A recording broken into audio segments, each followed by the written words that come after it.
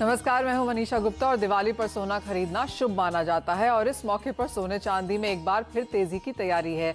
Dollar में कमजोरी और अमेरिका में बड़े राहत पैकेज की उम्मीद से सोने को सपोर्ट है। इसके अलावा घरेलू बाजार की बात करें तो सोमवार से गोल्ड बॉन्ड का नया इश्यू खुल रहा है, जहां आपके पास निवेश का अच्छा मौका है। ऐसे में आपको सोने में निवेश पर क्या स्ट्रैटेजी रखनी चाहिए, आज हम अपने खास शो दिवाली पर खरीदो सोना इसी पर करेंगे फोकस।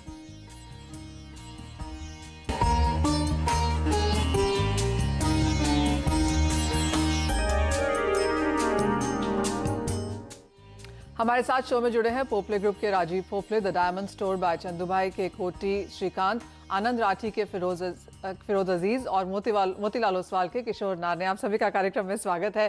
किशोर, आपसे शुरुआत करेंगे और भावों में उठापटक अच्छी खासी देखने को मिली है, लेकिन इस हफ्ते में हमने अच्छी तेजी आते हुए देखी है। करीबन 70 से 80 डॉलर की बढ़त यहां पर सोने ने दर्ज करी है और 1900 के लेवल्स बड़े आराम से निकलते हुए नजर आए हैं। ऐसे में दिवाली की खरीदारी अब इस वीकेंड से यहां पर शुरू हो जाएगी। आप कैसे देखते हैं सोने के भाव दिवाली तक? Good evening Manisha. I think यहाँ पे मार्केट्स काफ़ी हद तक कंसोलिडेट कर रहे थे पिछले 2-3 हफ्तों से, खास करके यूएस इलेक्शन का रिजल्ट को लेकर। और जैसा मार्केट्स ने एंटिसिपेट किया, काफ़ी क्लोज इलेक्शन निकला और मार्केट अभी कल से अगर देखें तो मोस्टली डेमोक्रेटिक विन का जो प्राइसिंग करने को कोशिश कर रहे हैं most of the markets, financial markets entirely. और मुझे लगता है कि थोड़ा सा आई थिंक 50 to 200 के आसपास थोड़ा आपको टेक्निकल रेसिस्टेंसेस रहेगा। अगर वो निकाल दिया तो probably we are headed towards around 53,800, 54,200 kind of levels. I think अगले 10-15 दिन का है वो थोड़ा सा तेजी रहेगा, जो कंसोलिडेशन का रेंज से निकल सकता है। बट मैं ये अगेन एक और चेतावनी जैसा मैं देना चाहता हूँ इन्वेस्टर्स को और कंज्यूमर्स को। आप यहाँ से बहुत ही फास्ट बड़ा रैली एंटिसिपेट मत कीजिए। प्रॉबली यहाँ पे एक कंसोलिडेशन रेंज रहेगा। प्रॉबली आपको जनवरी फरवरी तक भी ये जो दायरे में जो ट्रेड कर रहे हैं 10% का आप दायरा पकड़ के चलिए।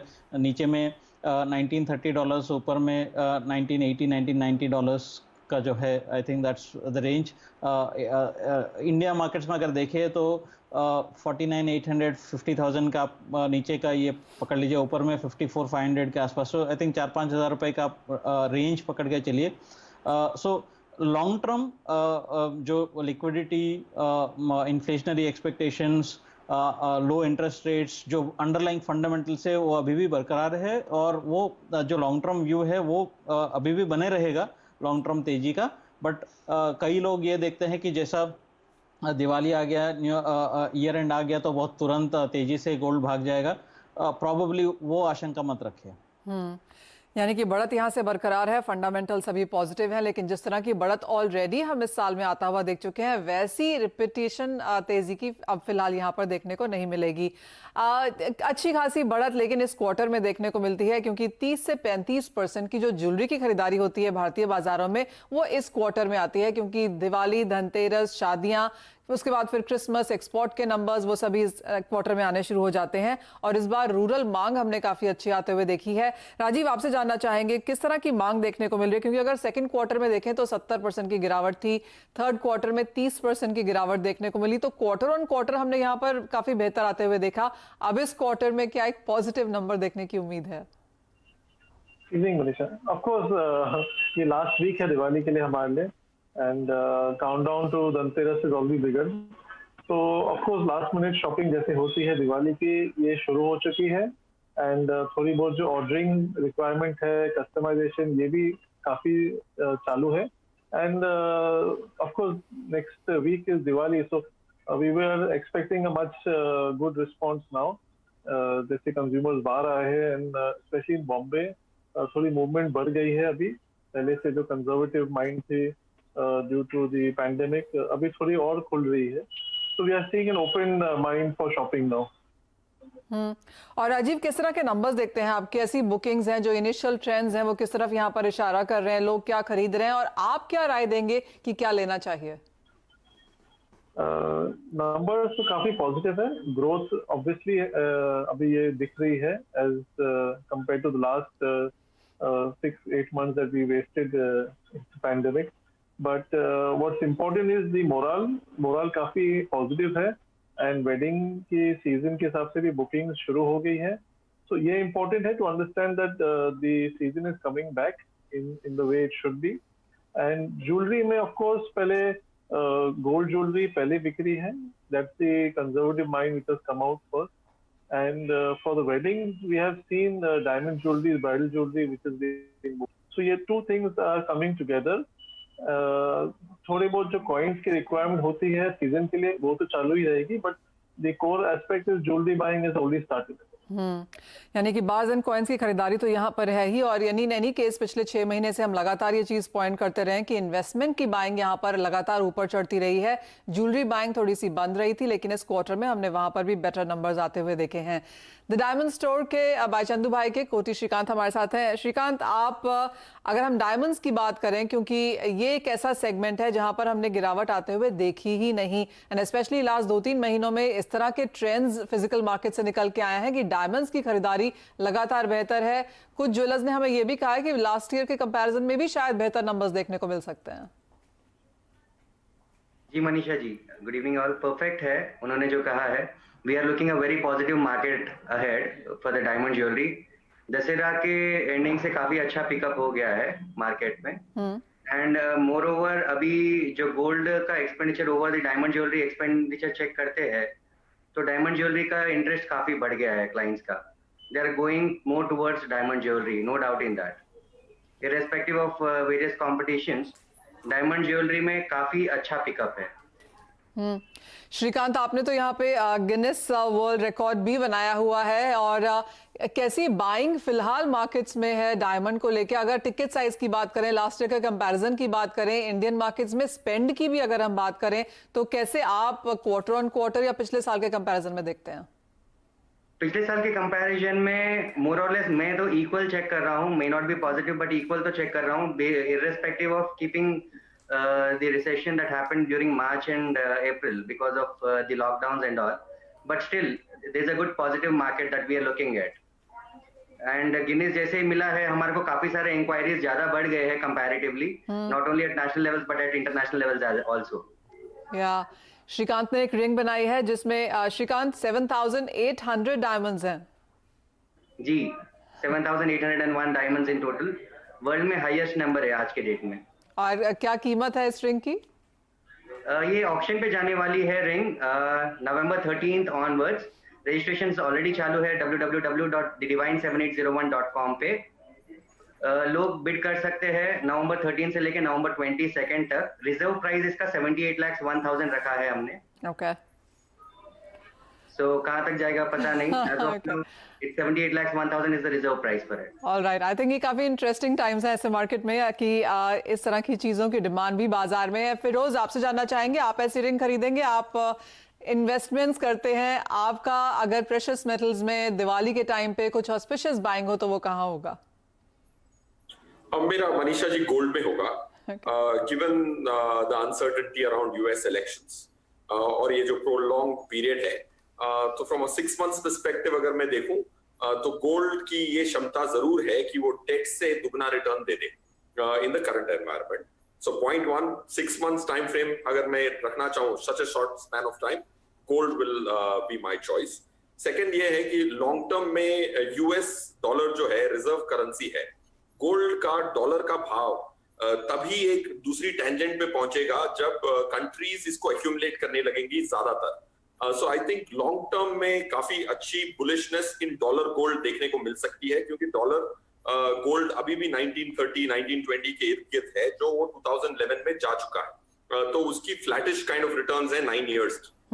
तो so short term 6 months very bullish, long term upwards of 4 years again very bullish, and equity को बीट करने की क्षमता रख सकता है.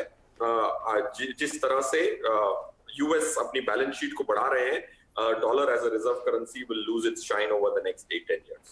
Oh wow. फिरोज, काफी बड़ी बात आपने कही कि अगले 4 साल में सोना यहाँ पर इक्विटीज को बीट कर सकता है, तो क्लियरली सोना आपकी यहाँ पर चॉइस होना चाहिए। और दिवाली में तो हम यहाँ पर सोने की खरीदारी अच्छी खासी आता हुआ देखते ही हैं। किशोर, अगर सोना, जैसे फिरोज ने अभी कहा कि अगले 6 महीने के लिए, 4 साल के लिए स्ट्रक्चरल बुल रन में अगर यहाँ पर है, कोई अगर आज निवेश करे, और सोने के लिए हम हमेशा कहते हैं कि एक लॉन्गर टर्म इन्वेस्टमेंट इसको माना जाता है, क्या हम इतना दूर तक अभी देख रहे हैं? आप कैसे देखते हैं प्राइसेस को? हमने 56,000 के लेवल इस साल में ऑलरेडी बनते हुए देखे हैं। अगले साल, नेक्स्ट ईयर अगेन, किस तरह की रेंजेस यहां पर सोना छू सकता है? मनीषा, आई थिंक आप तो जानते हैं मैं काफी समय से 62-64,000 का जो टारगेट्स है हम लोग आई थिंक पिछले साल से कंटिन्यू कर रहे हैं। तो we will stick with that कि 62,000 से आगे थोड़ा सा मुश्किल लगता है मुझे। As of now the visibility भी ज़्यादा नहीं है। So there are two things. One is that lower interest rates definitely अगले 2 से 3 साल कंटिन्यू होने वाला है। हायर लिक्विडिटी डेफिनेटली 1 से 1.5 साल लिक्विडिटी इन्फ्यूजन्स चलने वाला है। उसके बाद how the growth will pan out वो देखेंगे। जो सबसे इम्पॉर्टेंट चीज़ है कि how quickly inflation will creep up. So at some point of time in the next 18, 24 months or 36 months, inflationary spike हम लोग globally economy में देख सकते हैं। because जब तक inflation नहीं आएंगे तब तक central banks will keep on pushing liquidity and money. Because that is one of the targeted Western countries. If they are targeting 2% inflation, emerging world में it will be easily reflected to 6 to 7% and maybe higher single digit numbers. So that will actually create a significant demand for gold because fiat currencies का value depreciate होता है आप higher inflationary levels में, जहाँ पे आपको at the same time interest rate hike, जो rate hike का cycle है, I am expecting that will be falling behind the line. So inflation पहले बढ़ेंगे, then central banks will follow with the rate hikes, not they will not precede. So I think in that scenario gold will be phenomenally performing. But आज उतना visibility नहीं है कि because we are struggling to get that inflation today. So looking beyond 6 to 12 months becomes extremely what do you call it, just it's a wild guess rather than as Firoz is saying probably 6 months to 8 months, 12 months is visible as of now. इसके beyond visibility कम है, तो इसलिए I will stick to my earlier targets of 62 to 64,000 in India, given the rupee dollar situation also and the current fundamental backdrop. All right. That point is well taken. लेकिन फिरोज को full marks, because बहुत सालों से मैं फिरोज से बात करती आ रही हूँ और वो सोने के कभी फेवर में रहे नहीं है। लेकिन फिरोज का ये कहना कि अगले 6 महीने और 4 साल के लिए यहाँ पर बुलिश है, I think he needs a treat.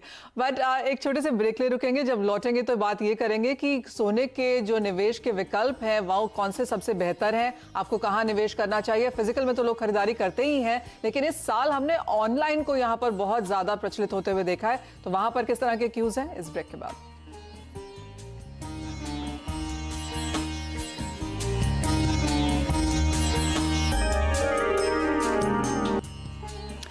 आपका स्वागत है इस खास पेशकश में, जहां पर हम सोने चांदी पर बात कर रहे हैं और दिवाली में आपको कैसे खरीदारी करनी चाहिए, क्या भाव रह सकते हैं, उसके ऊपर यहां पर फिलहाल बातचीत हो रही है। मंडे से यहाँ पर सरकार के जो 8th ट्रांच का गोल्ड बॉन्ड है, सॉवरेन गोल्ड बॉन्ड, उसकी भी इशुएंस डेट है। सरकार ने क्लियरली दिवाली को मद्देनजर रखते हुए ये डेट्स यहाँ पर सेलेक्ट की हैं। फिरोज, गोल्ड ETF में रिकॉर्ड बाइंग इस साल में हुई है, गोल्ड बॉन्ड्स में भी रिकॉर्ड खरीदारी हुई है। ऑफकोर्स पैंडेमिक के चलते घर बैठ के लोगों ने इन्वेस्टमेंट्स यहाँ पर की हैं और सोना काफी हद तक यहाँ पर मेन स्ट्रीम आया है। लेकिन अब जब लॉकडाउन खुल गए हैं, लोग बाहर निकलने लगे हैं, फिजिकल खरीदारी भी हो रही है, आप कैसे देखते हैं इन दोनों ही प्रोडक्ट्स को?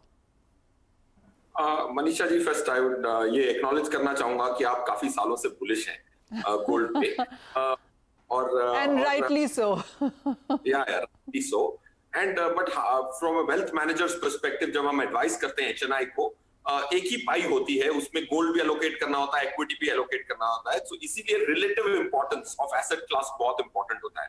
ये पॉइंट इसीलिए कह रहा हूं कि आज जो इंडिया में जो स्थिति है, सेवर्स के जो डेट रिटर्न्स है उस पर बड़ा प्रेशर है, राइट? ये नहीं था पहले।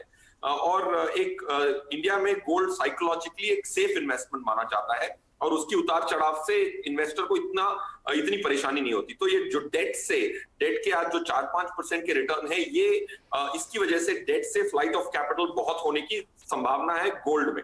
So that's one positive.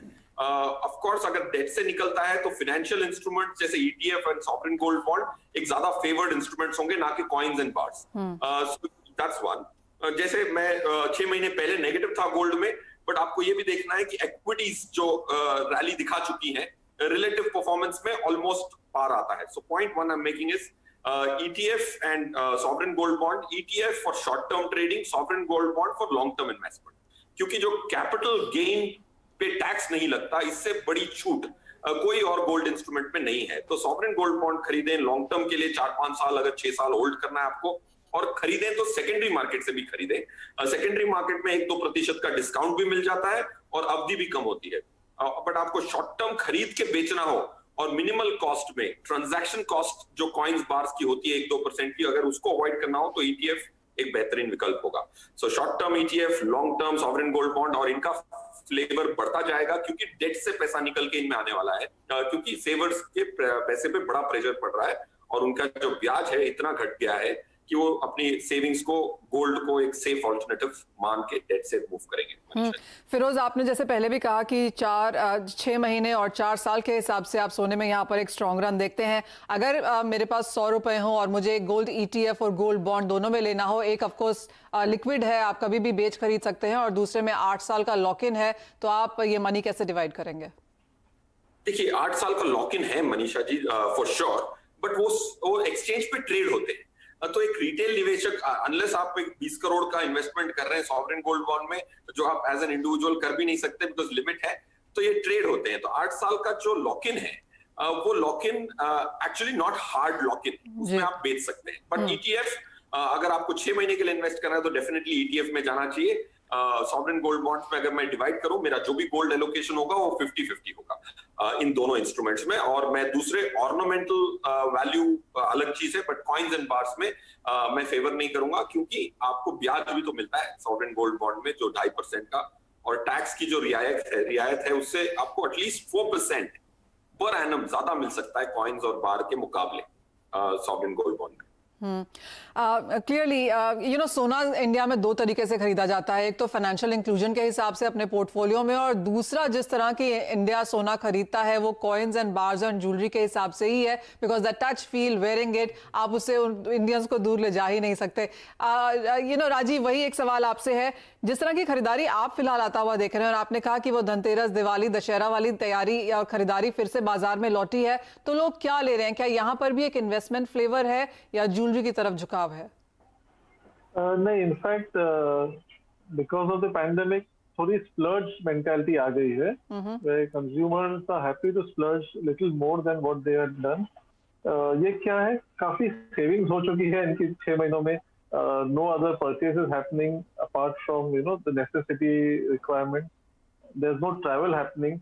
There's a lot of saving otherwise also happened in the family, and this is where the splurge mentality comes in.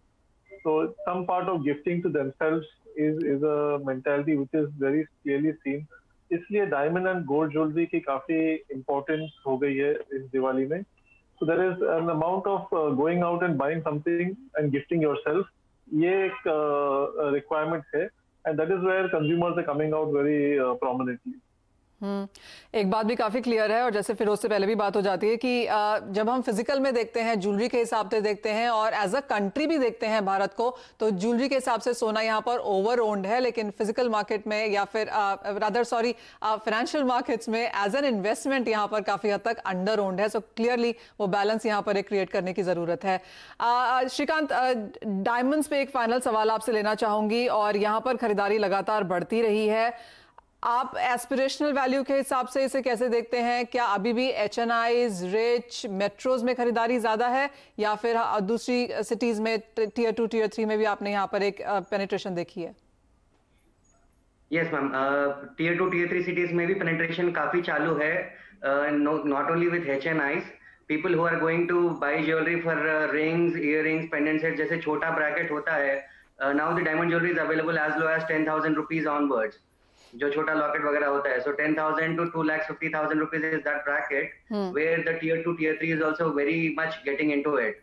And we can see approximately 20% to 25% of the portion is being taken away by that. Okay.